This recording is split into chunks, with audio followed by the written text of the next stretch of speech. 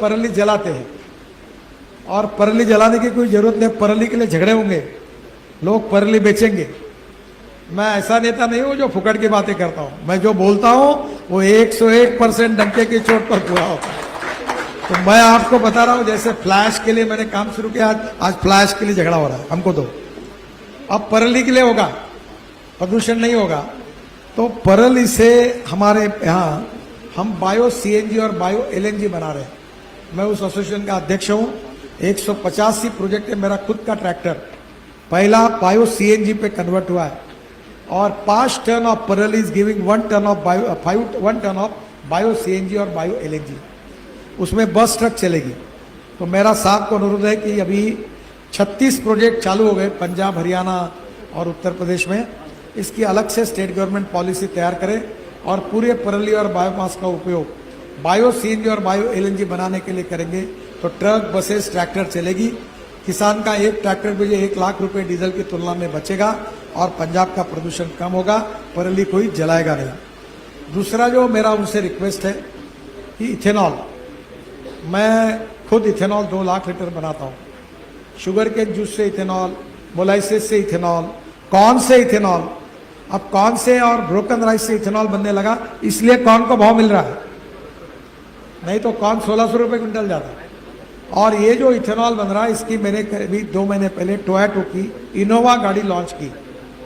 वो गाड़ी में 100% पेट्रोल और 100% इथेनॉल, कुछ भी डाल सकते हैं। दिल्ली में है मेरे घर पर, और वो वर्ल्ड की पहली गाड़ी है जो यूरो 6 के इमिशन नॉर्म्स को पूरा करती है। अब उसमें ऐसा है कि इथेनॉल का रेट है 60 रुपये, पेट्रोल का 120 रुपये, तो 60 रुपये बच गए। फिर इथेनॉल डालने के बाद 60% बिजली तैयार करती है, तो वो पैसा बच गया, और 40% इथेनॉल पे चलती है। तो इसका पेट्रोल का भाव जो 120 रुपये है वो 20 से 25 रुपये लीटर आता है। तो ग्राहकों की बचत, पोल्यूशन भी खत्म हो जाएगा। अब तो अपने हीरो, टीवीएस और बजाज, इनकी 2 व्हीलर फ्लेक्स इंजन में इथेनॉल पर आई है। उसके बाद में ऑटो रिक्शा आई है, और कार भी आ रही, सुजुकी और अभी टोयोटो की आ रही है मार्केट में। इथेनॉल के पंप लगाएंगे। हमारे पंजाब के ब्रोकन राइस और कॉर्न से इथेनॉल बनेगा। हमारे पराली से बायो सीएनजी बनेगा, ग्रीन हाइड्रोजन बनेगा। पेट्रोल डीजल के पंप खत्म हो जाएंगे, गांव के युवाओं को रोजगार मिलेगा और पंजाब प्रदूषण से मुक्त हो जाएगा। तो मेरा अनुरोध है कि साहब इसको करिए। केमिकल, फर्टिलाइजर, पेस्टिसाइड्स का कम उपयोग करिए, कैंसर उसके कारण होता है। और ड्रोन से स्प्रेइंग करिए। अभी मेरे यहाँ 3000 एकड़ मैंने ड्रोन से स्प्रेइंग किया। और अब ये यूरिया जो है बहुत यूज होता है पंजाब में, तो 1 एकड़ में गन्ने के लिए 4 बोरे लगता था। अभी हम नैनो यूरिया आया है और वो ड्रोन में डालते हैं। तो मैं साहब को कहूँगा, मैं किसानों, इसलिए मेरा डिपार्टमेंट नहीं है, पर मैं उनसे प्रार्थना करूँगा। तो वो nano urea equal to 1 bag, तो 2 बॉटल में काम होता है। क्यों? क्योंकि बॉटल जो डालते हैं वो यूरिया 75% प्लांट को जाता है, 25% वेस्ट होता है। और जो यूरिया फेंकते हैं वो 75% वेस्ट होता है, 25% प्लांट को जाता है। और ज़्यादा यूरिया और पेस्टिसाइड वापरने से हमारे यहाँ कैंसर होता है। तो इसका उपयोग कम करने के लिए पंजाब के किसानों को ड्रोन दीजिए।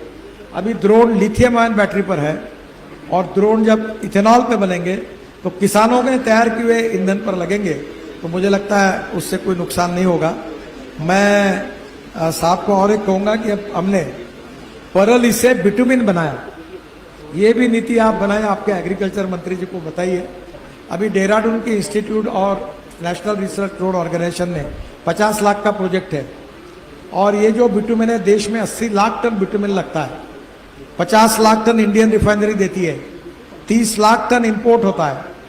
और इसलिए अभी हमने निर्णय किया है कि हमारा किसान जो अन्नदाता है वो इथेनॉल के कारण, ग्रीन हाइड्रोजन के कारण, ऊर्जा सीएनजी के कारण ऊर्जादाता बन गया। अब ये ऊर्जादाता का बिटुमिन दाता बना है। और अभी मुझे बताते हुए खुशी हुई है कि पानीपत में एक प्लांट मैंने आगरा से इंडियन ऑयल को डालने के लिए लगाया था।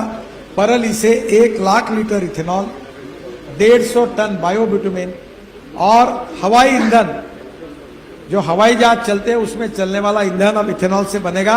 इस देश का किसान अन्नदाता, ऊर्जादाता, विटामिन दाता अब हवाई ईंधन दाता बनेगा। पंजाब ये सबसे प्रगतिशील राज्य है और मुख्यमंत्री से अनुरोध है कि एक बार वो ये पॉलिसी बनाए, मैं पूरा उनको सहयोग करूंगा। एक आखिरी में मेरी एक बात है, यहाँ हम लोग एक बहुत बड़ा ब्रिज बना रहे हैं, शायद अमृतसर रिंग रोड पर ही बना रहे ना, तो वो केबल स्ट्रेट ब्रिज ब्यास नदी पर एक्सप्रेसवे पर दिल्ली कटरा जो अमृतसर में आएगा वो उसके स्पर पर है। तो वहाँ दो हमने बड़ी व्यूअर गैलरी बनाई है।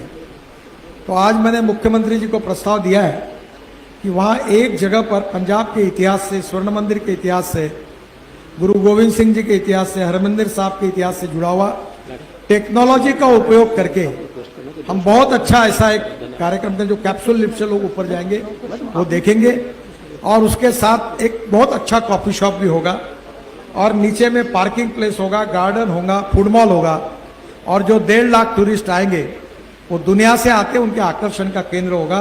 उसकी बनाने की मैं घोषणा कर रहा हूँ और वो करने के लिए हमारे यहाँ के हमारे जो कार्यकर्ता जिनकी एजुकेशन इंस्टीट्यूट, क्या नाम उनका, कहा है,